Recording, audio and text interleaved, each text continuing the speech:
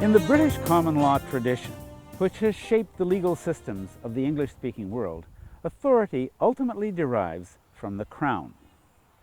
In the Indigenous legal system, authority ultimately derives from the Creator, from nature. John Burroughs moves between them as easily as the birds move north and south with the seasons.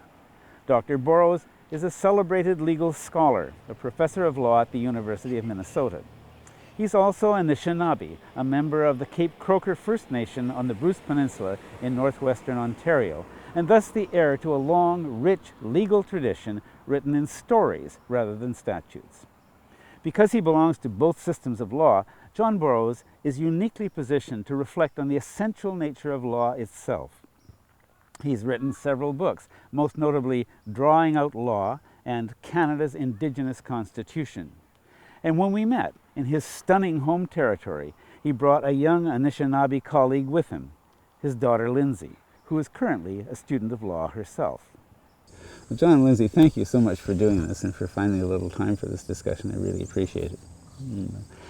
And John, I wanted to start by asking, what is law? Because you're deeply involved with and engaged with two, perhaps three legal traditions that are very different from one another. So how do they both get to be law? Yeah, so I think of law as something that's authoritative, something that provides guidance for people in their lives. That's a set of standards or principles or criteria that people look to in making decisions and also regulating their everyday behaviors.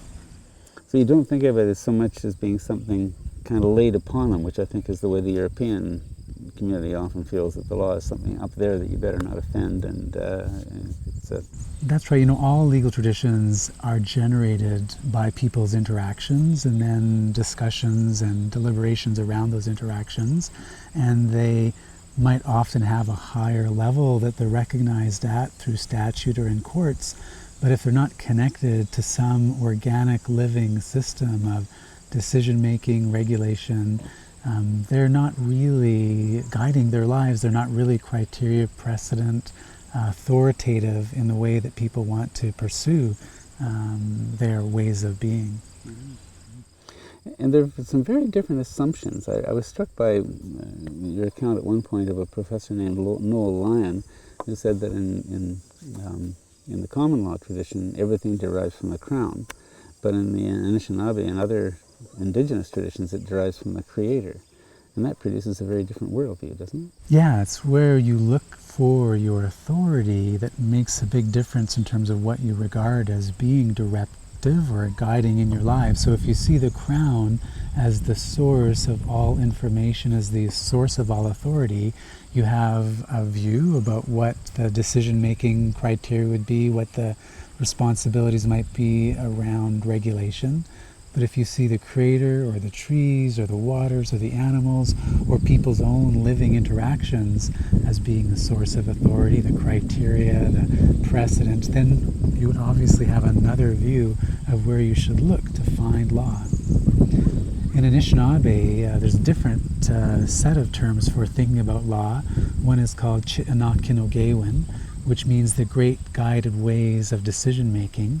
But another is Kinwejawewin, and I think you might be talking to Basil Johnson later, and this word Kinwejawewin means to take guidance from the criteria that you find around you.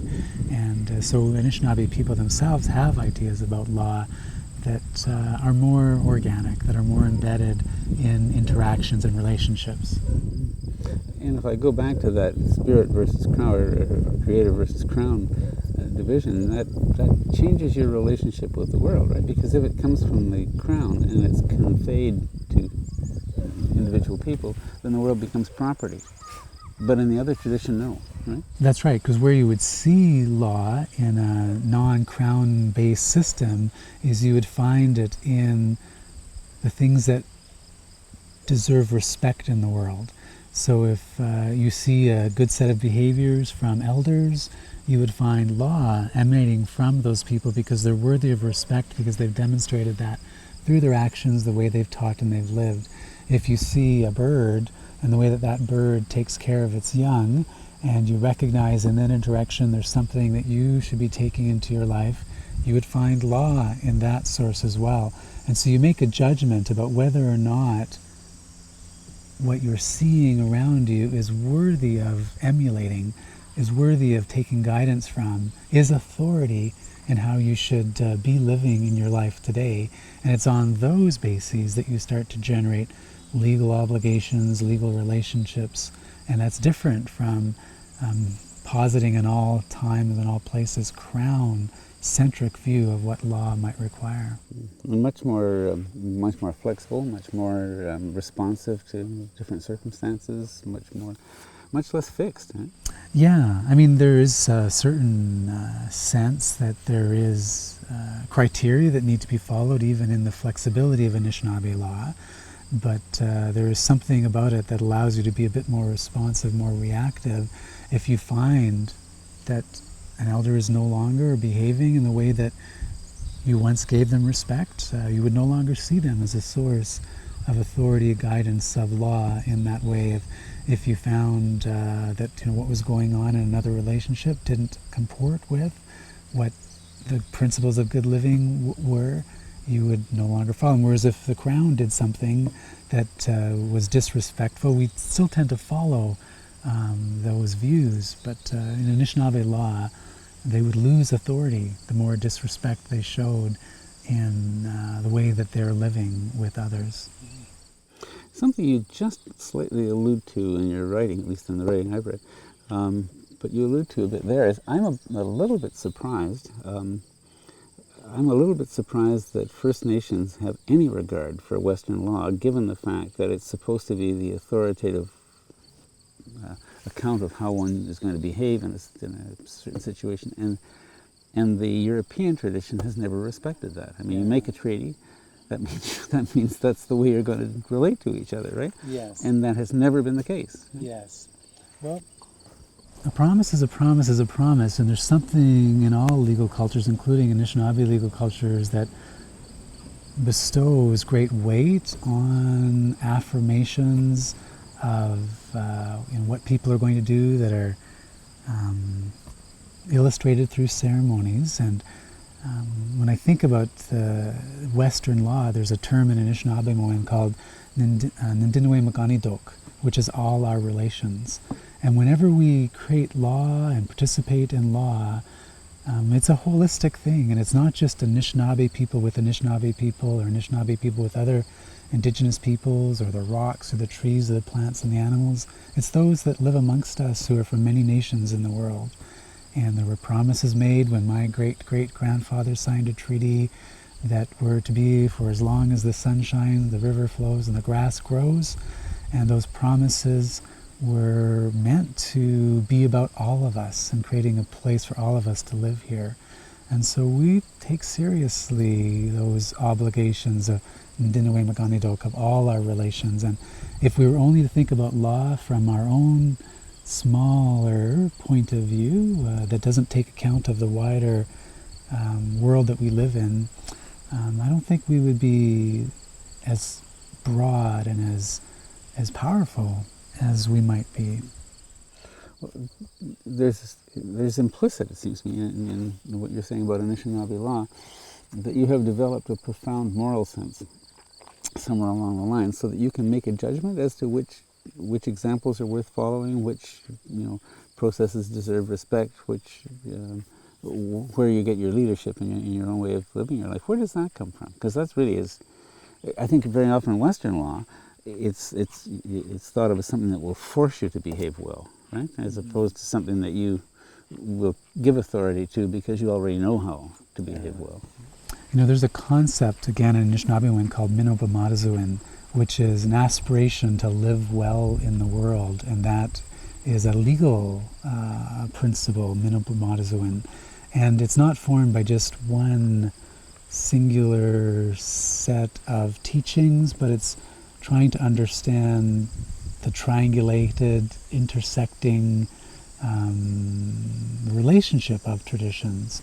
And so if there's a moral sense that flows from the law, the sense is that there's a comparing and contrasting that's a part of this, that it's not just taking what you learned as you were growing up, but it's obviously respecting that, but then seeing how that enters into conversations with other people's traditions, other ways of being, so that, we talked at the beginning about what is law. It flows from many set of relationships that you find through time, so that these eventually, you hope, find some reinforcement with one another.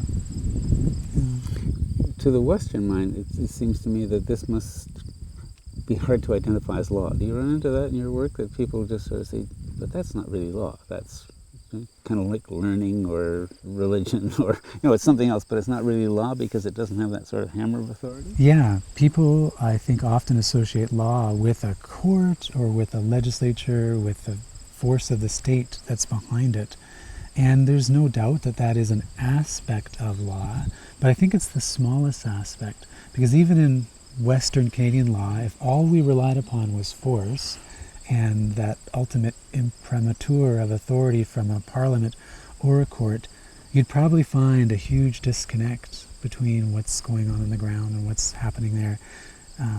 There are many countries in the world where they have these high principles through parliaments or courts, and life is a mess on the ground. And so it would be within Canadian traditions, so it would be within Anishinaabe traditions. That is, law isn't just force. Law isn't just coercion. Law, at bottom, has to be about persuasion. It has to be about deliberation. It has to be about the heart and the mind and the spirit. And really, if we thought about that, it's not just an Anishinaabe thing. It really is more broadly the case that law has to rest on a broader base of humans trying to work through a better understanding of, again, how to regulate our behavior, how to make decisions when we have conflicts with one another. So if I take that back to the European settler law in Canada, what that seems to say to me is that we have a whole range of legal activity, legal principles, legal understandings, and so forth that are completely outside the courts, right? Yes. We don't recognize as being forms of law, but they are. They are absolutely forms of law. We live in a world of customary law in Canada more generally. There's so much that occurs through patterns of behavior that are replicated through time, that are implicit, that aren't necessarily identified in explicit ways as having the force of authority, and yet we do it because we know that our own selves would not get along as well in the world if we didn't follow some of these implicit norms of respect and understanding that we have. We know that our society more generally would have a great problem if at some level humans didn't cooperate in that customary implicit ways of law, and as it is in Canadian society more generally, so it is in Anishinaabe and other Indigenous societies, that there's much of custom, there's much implicit in trying to live in accordance with the law. Interesting too, because it sounds as though it's not traditional in Western culture to regard that as law, and yet you look at something like the Golden Rule and you say, well, the Golden Rule can be seen as selfish. I mean, that I'm treating you as I would wish to be treated because I do wish to be treated that way on another occasion. I'm kind of building up a little credit with that. But and the word rule is an interesting one there too. But we wouldn't, I think, in the European tradition, think of that as law. We would think of that as, I don't know, good behavior, or maybe there is no difference, right? Maybe that's the point. But then when you see that around that so-called Golden Rule are a set of incentives to live in accordance with that if you don't do that, you don't then get to participate in those incentives, or there's disincentives. If you violate the Golden Rule, you suddenly find yourself facing sanctions from your friends and your neighbors and your co-workers and your people that you're investing with, right? Then in other words, that Golden Rule has surrounding it aspects of law. It's not coercion in the sense of we think of courts or parliaments, but there's nevertheless something that comes to have a binding effect because of the incentives and the disincentives that get thrown in if you don't fully subscribe to that. You find yourself in a violation of the law, and you find yourself diminished in your relationships and what you can accomplish in the world if you live by that so-called Golden Rule. Not always. The world's not that simple, but often you find that there are then things that you can expand in your relationships. And in a sense, that really is law. That is, now, I don't want to be particularly political, but when you speak, I think to myself, okay, this is a way, in a way, this is the British Constitution too, and to some extent the Canadian Constitution. It's implicit, it's understood, it's just these are the way things are done. We now face in this country a situation in which we have a government that repeatedly does things that are not the way that they have been done. What do you do then? Well, one thing you have to do is point out what the laws and the traditions are of the people that are working in the mainstream. That is, British constitutionalism is a system of conventions and customs and traditions that extend back through the ages, through a long lineage. In other words, part of the work ahead is pointing out that those rules of interaction are the rules that is, the British rules of constitutionalism are these informal laws, informal rules. But when you see them being broken by the ultimate authority in the country, it's very hard to know what to do. Yeah. I think this is really isn't. I'm not trying to be political, but I think we're facing this kind of issue for a lot of people in this country. They're sort of saying, well, no, you can't do that. But there's actually nothing that says you can't do that. It's just it wouldn't have normally been considered decent behavior. And there don't seem to be any sanctions you can bring to draw your own government back to acting the way that you think it should be acting. Yeah.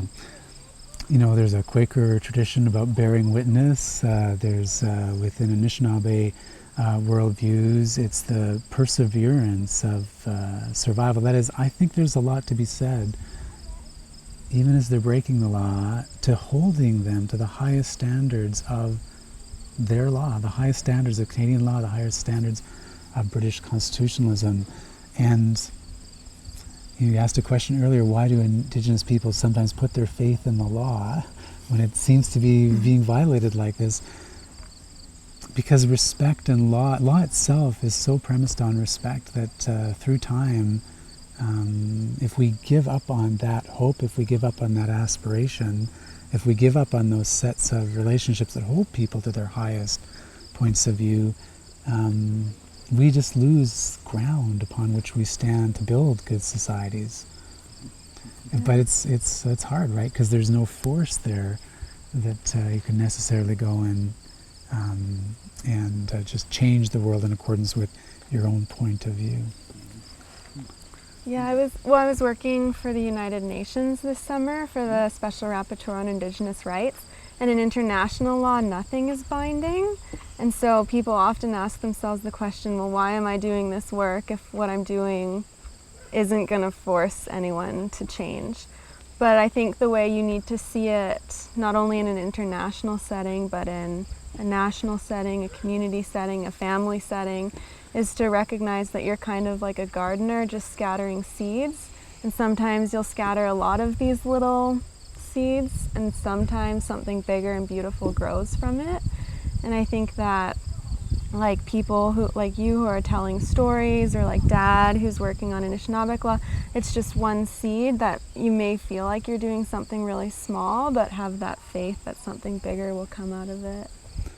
There's almost like a confidence, isn't there, that if you keep on saying, no, that is not the way you behave, no, this is not the right way to do things, that at some point the wrong way of doing things will bounce off that deeply felt sense of the right way, right? That in a sense that the accountability will occur at some distance, and it will occur almost like a process of erosion, you know.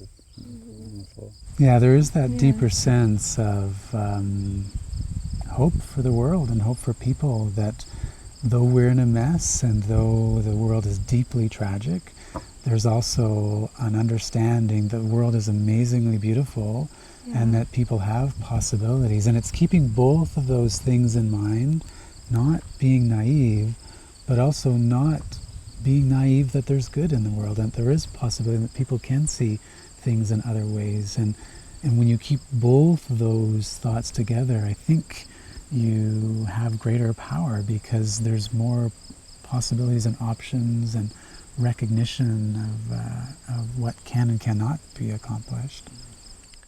You seem very comfortable with the complexity of that you've just kind of alluded to in that whole thing. You referred to law once as a vicious, delightful thing.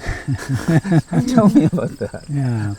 Well, you see law in relation, and you just know that people are complex. And if we are going to go forward with law has to be very complex and has to take account of all the good and bad that humanity has as a part of it. I often say that law isn't just an idea, it's a practice. In other words, law isn't just a pre-formed Platonic set of ideas that exist in the world that are in pure form some way. It's worked out through custom, through relation, through practice.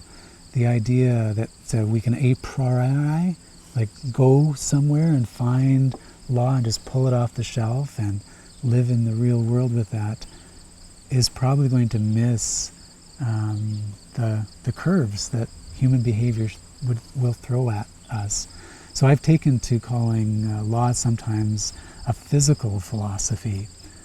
Yes, there's aspects about it that are metaphysical, that are beyond our moments of understanding, but in many ways, because law is a physical practice, then it has to deal with the harshest of what we can encounter, along with the absolute reverence-inspiring awe that we find in the world and in our relations.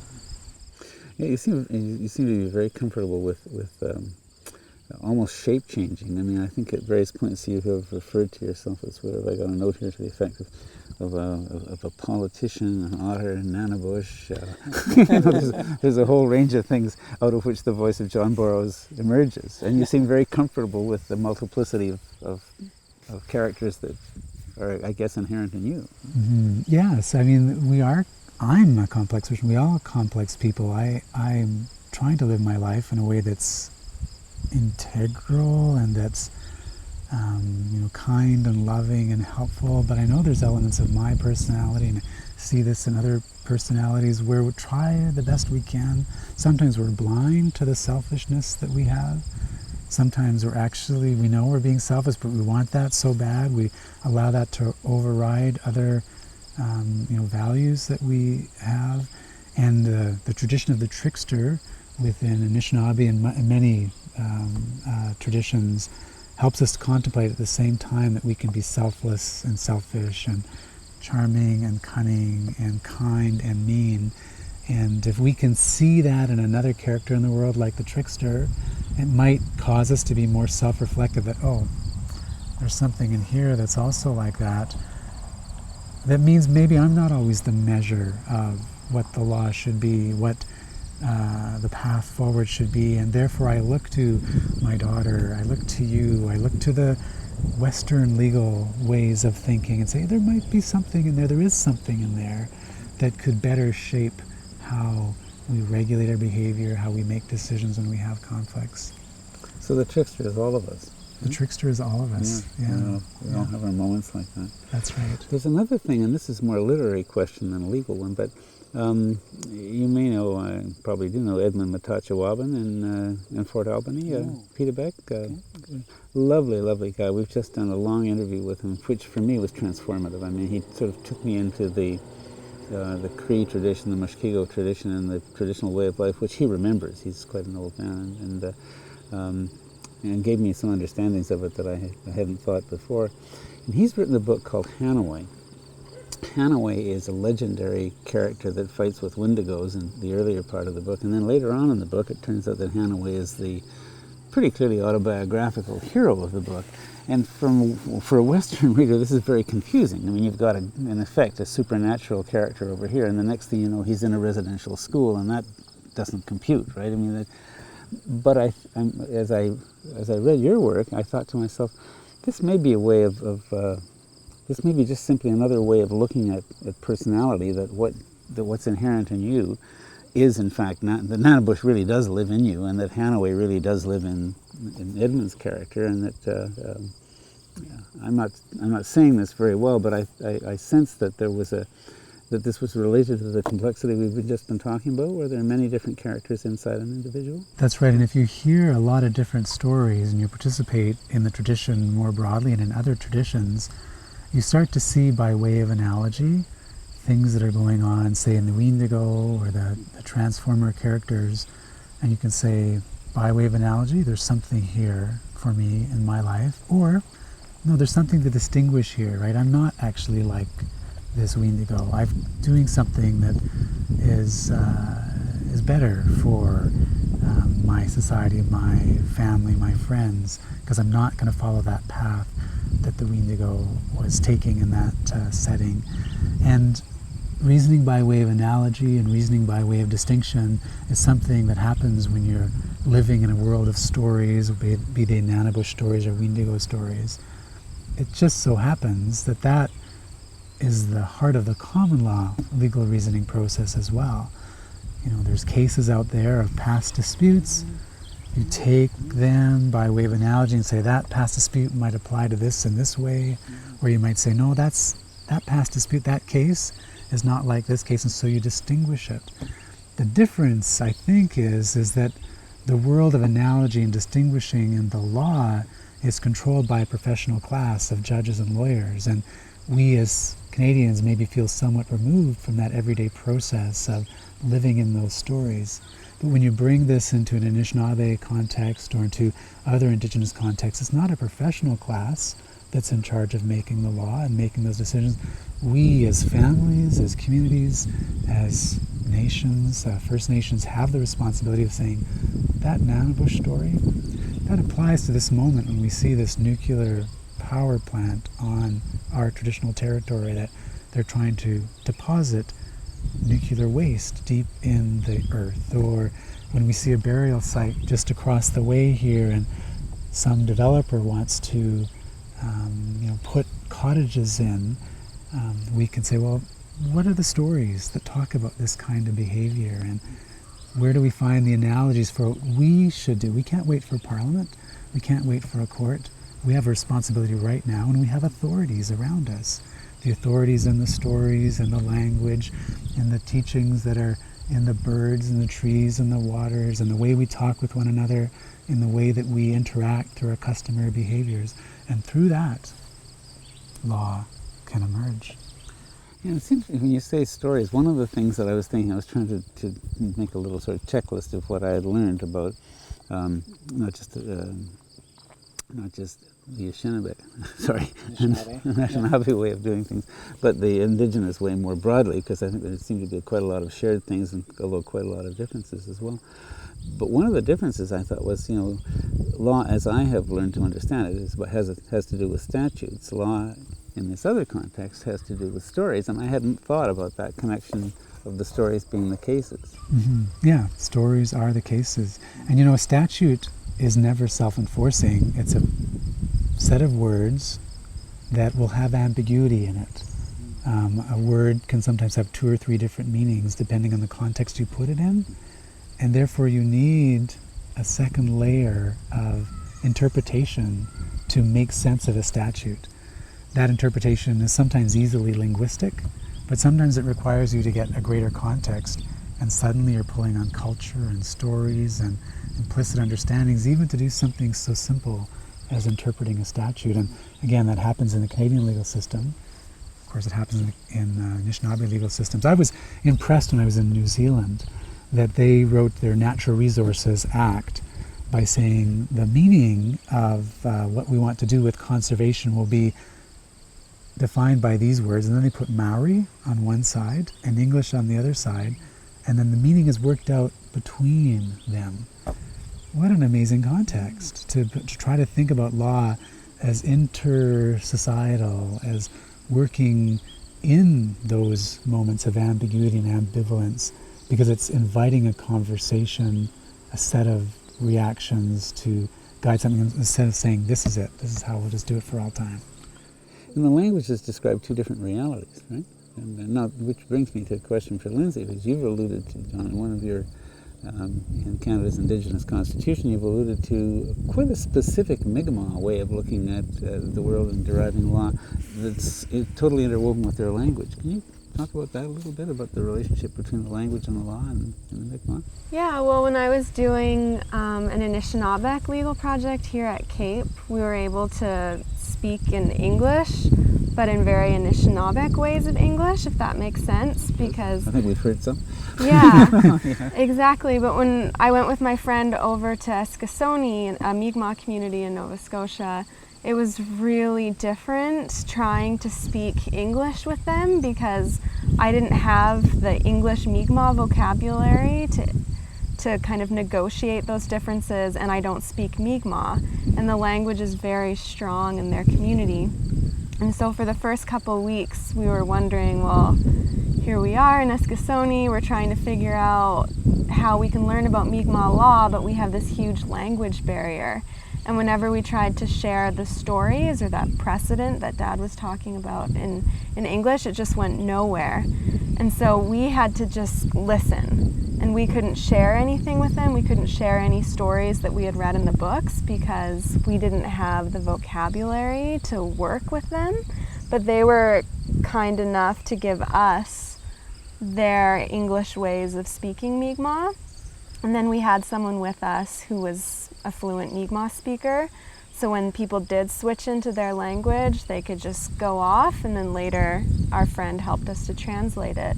So it was really integral for them to be able to express certain concepts and to be able to put the stories into their own terms, which we found out that the publications meant nothing to them. It was very much an oral tradition and had to come from their mouths and their living breath. I remember Sake saying to me at one point that this was very much a verb-oriented language, that it was, and that he said, you know, there was a word for, you would use for a chair, but it could also mean a stump in the forest, a stone on the beach. It meant for sitting on, and what for sitting on was depended on the situation you were in. You know? Mm-hmm. So it's not, and it also sounds, and I think this is a really fascinating thing in Cape Breton. I gather that in Mi'kmaq it's almost impossible to express ownership. And it turns out in Gaelic it's very difficult too. You can't say my wife, my pen, my dog. You say the pen which is with me, the wife or the woman who is at me, but you can't say it's mine. And that changes the world, it seems to me. Did you see some of that, some sense of some concepts that just wouldn't make sense in Mi'kmaq? Well, I'm not as well versed in Mi'kmaq, but I definitely can see that with Anishinaabe, the Anishinaabe language. I think it's very poetic, like it takes someone to really think about it, and then otherwise, I suppose if you grow up with it, it's more subconscious. You have an example about the verb-based idea of Anishinaabe in the word for blueberry pie. Oh yeah, the word for blueberry pie is chigiyete wimitagosha minabashka minasagana bitosijigana shigwa bikinigane bkoishagan. Easy for you to say. Yeah, and it means old-time Frenchman exploding blueberries, blueberry sauce layered between thing, bend over and put it in the oven bread. And so often, yeah. So when you're speaking, you really do like create images, and instead of language isn't about efficiency, it's about your skill and being able to paint a picture for people and to put people into a time and into a place and help have a more sensory experience than just get the point across. And you can imagine the legal implications of having a language based in verbs as opposed to nouns, right? Nouns are person, places, or things, categories that you try to fix. Whereas if you've got a language that's a verb, and then you build a legal tradition around it, it's about what are the relationships, what is the actions that are joined, how do we inflect those relationships that verbs often have at the heart of them. And so as you go into Mi'kmaq communities, which is also an Algonquin speaking community, or Anishinaabe communities where verbs lie at the heart, there's a different kind of poetry, there's a different sense of persuasion that's in operation, even if you might be speaking English, as she talked about earlier. Yeah. Yes, I've noticed that. I've lived in a French community much of my life, and a French-speaking person speaking in English carries a lot of French conceptual material with them as they go, and clearly the same thing in this situation. It must seem sometimes to First Nations people that the English language and the common law system are incredibly rigid and inflexible and don't reflect movement and change and development and so forth. Like, in a sense, it would almost seem hard to grow in English. If it seems to me, if you have this other tradition at your disposal, is that true? There's tradition that is true at a general level, and I think that when people generally think of the law, they think of it as being rigid and fixed and somewhat immovable. And when law students come into law school, one of the hardest things that they then encounter is the fact that there's play within the tradition. That in fact there's not a right answer, but there's a process that you learn to start to generate answers that could make sense within that tradition. And so there is actually play within the common law tradition, but we don't often act as if that's the case. And then it's important to note that there's traditions within the tradition, meaning that there's some people that will take up the common law and they'll view it very conservatively and say there's very little room for movement within the tradition, that we have to keep it pure, we have to have it stick more closely to what kind of the original instructions are. There's other people within that tradition who will say, no, it's more fluid, it's open, there's moments for departure and creativity and innovation, and there will be people within the common law that will do that. It should come as no surprise within Anishinaabe and other Indigenous legal traditions, same thing occurs. Some people will be very conservative and say there's not a lot of room for play with this tradition. We have to be originalist in our conceptions, somewhat fundamentalist. Other people will say, no, this tradition can speak to and be syncretic with other traditions and is more open in that way. And I think that's an important insight because it helps us to see it's within our power. Right? If it's not certain, if there's actually traditions within traditions, there's a role for human agency there. There's a role for our own power, choices, opportunities, even our weaknesses, to think about what do we do given the way that the tradition can be interpreted. It's a very interesting perspective, isn't it? Because it's rooted in your respect for the tradition, but it's also finding a way for the tradition to adapt to changing circumstances and new challenges and that kind of thing. Yeah, tradition can be the dead faith of living people or the living faith of dead people, right? And if we take our tradition and just freeze it in a pristine form because we want to preserve its initial authenticity, then that can make it difficult for it to speak to all of the new things and the new contexts and situations that we're interacting with all the time. The challenge is to be respectful of the tradition, to take wisdom and guidance from it, but also to be respectful enough of it to say, you know what, the way we did that 20 years ago, it's not working for us today. It would be disrespectful to keep trying to apply that when we're finding that these people are being harmed or this is going wrong. I think respect for tradition really does take us into the realm of being somewhat creative and somewhat willing to question the way things have been done in the past, even as we have value as what we think has been done in the past. Well, that's another thing that I picked up out of your work that I really would like to make explicit. It comes out of that, I think, or it's closely related to it. And that's the notion, sometimes I think European people with European background kind of look at the history of our two peoples and think this is, it's remarkable how I've never gone out to reserve and been made to feel anything other than welcome. And given the history, that's pretty amazing, right?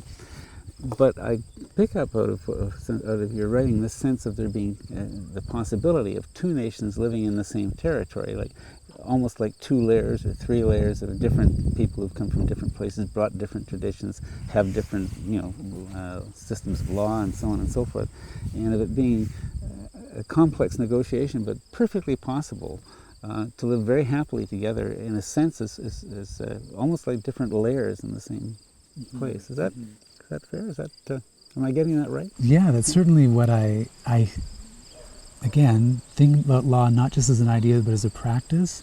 There's a lot of horrible things that happen between Indigenous and non-Indigenous peoples. There's a lot of tragedies that are writ large in Aboriginal communities across this country and must be acknowledged. At the same time, we must acknowledge there's a lot of successful interactions, negotiations, relationships that happen between Aboriginal and non-Aboriginal peoples.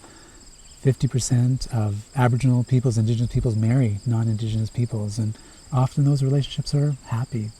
Often, they can go the other way. Results. That's right, with delightful results, exactly. And if you look at that on-the-ground custom, the day-to-day kind of developments, really, a full acknowledgement of what we're doing in this country has to take account of some of that goodness, some of that mutual benefit that happens every day of the life. The problem is we haven't been able to translate that into our larger national institutional contexts. There's a lot that happens on the ground that can be helpful, but we've had a difficult time really moving that to the greater scene. And below those differences, or below those layers, I guess there are clearly two different views of what the world is and how it's made up, and what has sentience and what doesn't. I mean, I was struck by a number of your phrases. The earth has a soul that animates its moods and activities, or the earth is a living entity that has thoughts and feelings and is related to human beings at the deepest generative level of existence. And those are ideas that aren't only in Aboriginal context. They're James Lovelock with the Gaia theory is saying essentially very much the same thing. But if we start to pay a little more attention to Aboriginal law, we have to pay a little more attention to Aboriginal views of who we are and where we are and what the world is. Yeah, Lindsay might have something to say with this too, but there's a concept in Anishinaabe called Anishinaabe. The word for teach in Anishinaabe is Anishinaabe, which means to point in the direction of something and take guidance from it. So that's Anishinaabe. Anishinaabe is this word which means we look to the earth, because Eke is earth, Nomage is the direction that we take from it. Anishinaabe means that we learn about what we should be doing by pointing to the earth, by looking at the earth, because the earth is living. It has a soul, it has a breath, it has a life, that life talks to us. We learn. There's a scientific method for learning through observation, which people interpret and take messages from the earth, and that can be triangulated with and understood in context with some of the things that Anishinaabe and other Indigenous peoples are trying to say, which is if you spend a time in a place observing, getting to know her personality in a certain setting, you start to know what the earth is telling you there and what needs to be done in that place in order for it to be sustained and to be healthy. Or likewise, you see things that are going wrong and you can understand what the earth is saying there about what can occur. Now that's not just sort of singular thing, right? It has to then involve so many of these other. It has to be the stories, it has to be custom, it has to be language, it has to be deliberating with other people. But communicating with the earth pulls all of those things together. And when you listen to a cricket, you can tell when the seasons change. When you see a weather system arise, you can take guidance about how you might treat your neighbor in that moment. I don't know if you have ideas about the earth and how we learn in that way. Well, yeah, I think one of the reasons why it's so important to take up this concept of Anishinaabe and learn from the earth is because I found learning it in the Western law school, the emphasis is very much on your mental intellect, and they're always teaching to your mind. But when I learned Anishinaabe law, it was equal to my mind as it was to my heart. And I think that when you have that sense of your own place and your being becomes a part of the law, then you have a more positive view towards it, and you can pick up on these levels of richness that you just don't get when you're in this really competitive, like indoor law school. And it just makes all the difference to be out on the land and learning from it. Somebody has to find a professor, Professor Boros, as as being a person whose body exists primarily to carry his head between meetings. And you often see that in the schools, for sure. Yeah. And in a sense, what you're talking about is a way of, in a sense, a way of learning with all of you, not just your head. Yeah, and there's a word for that in our language too. If you walk out into the bush and someone says "nah," then you're all supposed to stop and you just listen. But it's more than just listening with your ears. You're supposed to really feel. And the forests around here and the water are so special. And like my grandma always says that she feels like she's looking to another earth or on the other side of the veil, and you can really feel the presence of our ancestors here. But it takes that understanding of na and how to just be and feel in a deeper way. It's really embodied as a set of learning experiences that includes the mind. We never want to give up on reason and interrogation and critique. That's always there. But there's other parts of us that can learn, and then as we triangulate those together, that helps us with the law project of regulating your behavior, resolving disputes, finding what's authoritative. At the heart of all of this, it seems to me, is a deep sense of the value of mindfulness and respect. Those are two words that seem to me to come out again and again and again in the various incarnations of this discussion. So, Yeah, respect always comes up as one of the almost the great value. Almost the great value. That's right. And when you maybe visit with Basil, he'll talk a little bit about that. He also talks about living in harmony. Yeah, it's his big thing. And I'm struck by the fact that the stories are real stories. They're not, the cases are a different way of telling, very different way of telling a story, but the stories here are, again, much more liquid, much more fluid, much more responsive, much more ambiguous. There's no thou shalt not, it's think about this. That sort of thing. It was really interesting because one of my friends who was learning Cree law, one of the women who was reviewing his work was saying, I've heard these stories from those Cree elders up in northern Alberta about Weendigo all my life, but they told them to this friend of mine in a different way. And so she went to talk to the elders and ask, why did you tell him these stories differently? And they said, well, he was missing out a little bit on this characteristic in his life, so we needed to tailor the story so that we could help him. And I thought that was so thoughtful that these elders who had only known this young man for maybe a week, and they were trying to teach him some Cree legal principles, they automatically tailored it right to him. And I think so often, like in Canadian law, you really get just the story written in the book, but when you have people giving it to you and elders who care, and there's a sense of accountability and where there's rights, there's obligations, then you get something deeper. I think that's absolutely right, and I've also been struck by the fact that I think if this conversation would strike a great many European Canadians as in a kind of touchy-feely, a little bit mushy-minded, you know what I mean?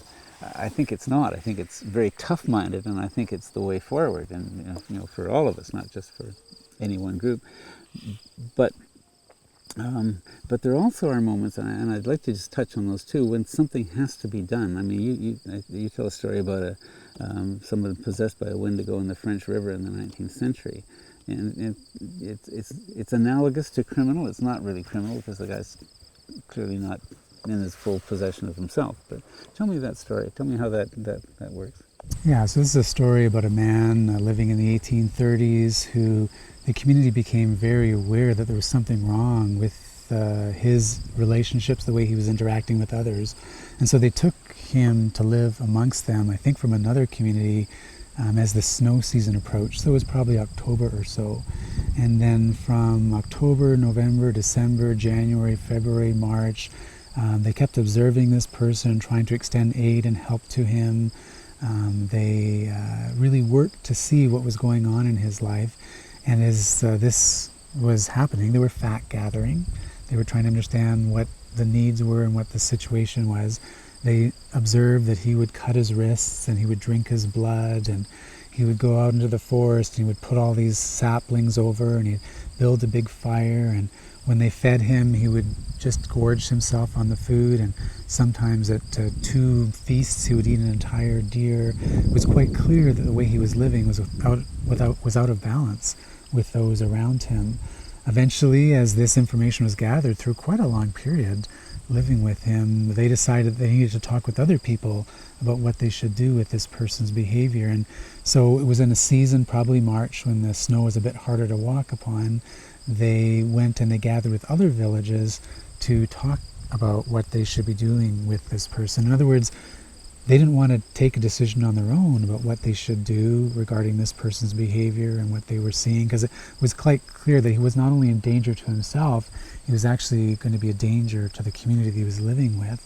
And so they sought consensus, they sought the guidance, the counsel of other people, and so they gathered together, and at that council they did agree in that instance that he had to die in order to protect the community and to protect the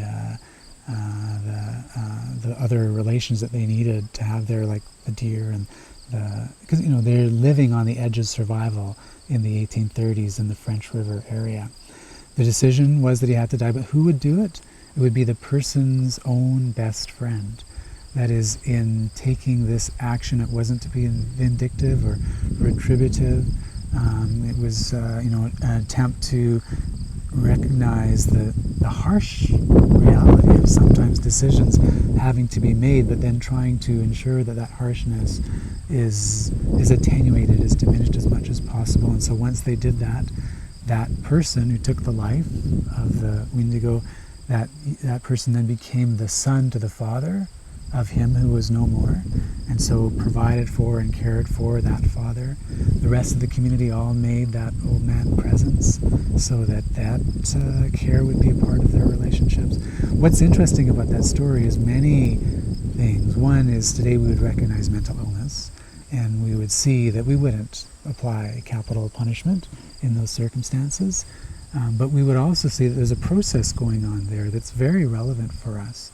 The fact-gathering period, the protective period, the talking with others to ensure that it's not just a single person making this, the remedies that are present there in not just taking account of those who are harming, but also those that have been harmed, including those who are the victims and the perpetrators, wider circle of relationships.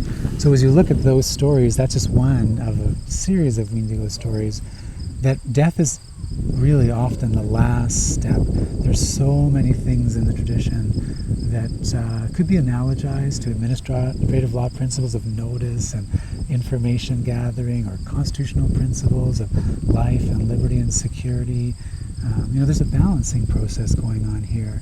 That was in 1830 the way they were balancing. We would make different balances today, but the principles underlying it, they speak to us really strongly, and they are hard-edged, and when decisions need to be made, they can be deployed in very concrete and real ways. And that's, I guess, the point I wanted to come out is that to get at is that in certain circumstances, the decisions do have to be very hard, and they, and where they have to be, they can be. And it sounds as though everybody's gone to great lengths to make sure that nobody's going to have any regrets about this. It's the last possible alternative, but if it has to be, it has to be, and then you do it in this very caring, mindful sort of way. Mm-hmm, mm-hmm. That's right, and that is, I think, the aspiration of Anishinaabe law, is to take account of the relationships, be respectful, but act in the world, because law isn't just an idea, it is a practice. Right? Custom is about living. It's not just about talking and being touchy-feely. It's actually taking all of that and having it move through a really complex life. I guess two other things I wanted to touch on. One of them is treaties. One of the striking remarks, and again, I think it's quoted by Professor Noah Lyon. I don't know who he is, but he seems like a very astute person. Yes. And he quotes an elder named Crow, saying the right of the white people to be on this land is founded in the treaty. And you can see that was a kind of a revelatory moment for him. And I think it would be for a lot of people. But that also goes back to that whole business of acceptance we talked about earlier, and the idea of layering, that you make this agreement, and it's an agreement to live together. It's an agreement to inhabit the same territory respectfully side by side, not respected on the Crown side. Yeah, so when my great-great-grandfather signed a treaty dealing with 1.5 million acres of land that we're sitting on here, it was an agreement that was made in accordance with how he viewed the world. Right? When he came to the Treaty Council, he had understandings about what respect required. He had many stories that he brought to that place. He had linguistic understandings about what it takes to live this concept of Minabamatazuin. And he had seen settlers and other explorers come to the territory, and his grandfather and grandmothers had as well. And so he'd started to form some impressions about what was necessary to help us live better with one another. And so as treaties were signed, what he did is he invited the Crown and the people who were represented by the Crown to come and live in accordance with a set of relationships that tries to advance this idea of Minabamatazuin, or respect. And so the right of people to live in this territory stems from the invitations like my grandfather and great-great-grandfather and others made, which is we will live together in peace and friendship and respect, and here's the things that you can expect settlers as you come into this territory. You'll be unmolested, you'll be undisturbed, you'll be able to take up the land for agriculture, we'll be able to trade with one another, and we'll be able to continue to hunt. You'll assist us with education. You'll recognize that there's places like this reserve where we continue to replicate our ways of life. And we see from that we are all treaty people. Right? My grandfather and us today as Anishinaabe people are treaty people. But those who live on this land, who are extended the invitation to be here in accordance with his and the Crown's aspirations, also live by the treaty. And there are other alternatives. The alternatives are not as palatable in our world, because this is an amazing conception for us to think about as Canadians, that we actually live here on this territory through deliberation and consent and persuasion and blending of ways of understanding, as opposed to conquest, discovery, adverse possession, occupation. I mean, what would you rather build a country on? And that's the point of your book, isn't it? That this can be a stronger and better and truer country if it is genuinely founded on that negotiation and those agreements. That's right. And those are historically real negotiations that are continued to be talked about in this place, and that others, Aboriginal and non-Aboriginals, would love to be able to abide by. But we do have a choice. Like I was saying before, right? Agency is involved. It's not just self-executing, self-evident that the world's going to be one way or the other.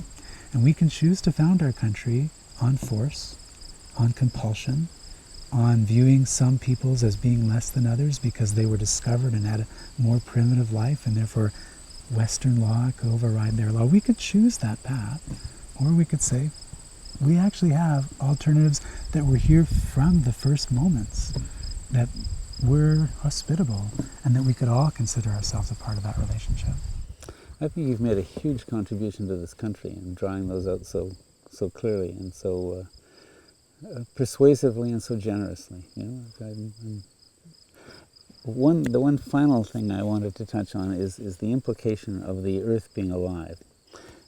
Because it seems to me that if you see the Earth, if your philosophy is mechanistic, Western, it's all just dirt and stone and stuff like that, then you wind up basically fouling your own nest. I mean, it strikes me as being ultimately, we've done now 50 of these interviews, but it strikes me as being ultimately a tragic situation in which we find ourselves. We've misunderstood who we are, we've misunderstood where we are, and we are gradually making life for ourselves as well as everything else impossible. Right? Mm-hmm. How do you, if you see the world as sentient, as we've discussed earlier, then this must be deeply offensive, right? This whole way of doing things. Yeah, and Lindsay might join this conversation as well. But one of the things Yeah, that I... 'cause you're, I'm going on my way sometime soon, but you're here for a while. Yeah. Yeah, so, I talked about this concept earlier of Ndinaway all our relations. And not only is the earth alive, but the earth we're related to. It's our mother. She's our mother. And if our mother is not healthy and able to generate the generations of plants and animals and bugs and waters and human beings, there is going to be no life. And it maybe sounds like too simplistic of an analogy to make, but it just happens to be true. We breathe because the earth breathes.